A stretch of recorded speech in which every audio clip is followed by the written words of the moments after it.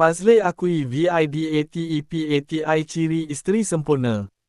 Kagum bab agama dan bisnes. Sebelum kita melangkah jauh, yang belum lagi subscriber, apa kata anda subscriber dan tekan butang loceng untuk notifikasi video selanjutnya?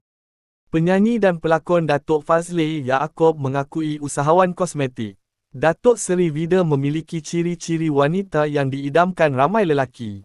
Namun menegaskan hubungan mereka ketika ini tidak lebih daripada sekadar rakan.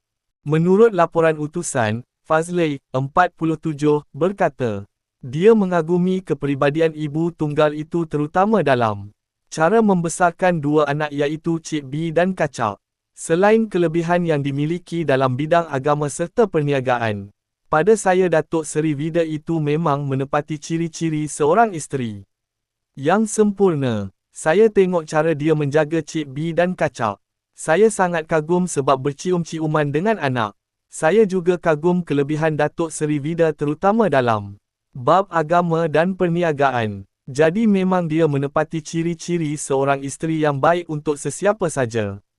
Katanya ketika ditemui pada konsert Minggu ke-7 Talk to My Manager, TTMM, di Auditorium MBSA, Shah Alam pada Ahad. Saya berkawan dengan semua mak-mak di TTMM. Cuma apa yang lucu bila anak-anak cakap ramai ibu, single. Tapi bapa yang single hanya saya sahaja. Saya pun tak dapat nak mengelak daripada anak-anak memperkatakan tentang benda yang menarik di mata mereka. Tapi jujur saya cakap, saya masih single dan semua mak-mak dalam TTMM masih single juga. Saya tidak boleh menolak jodoh dengan siapa juga.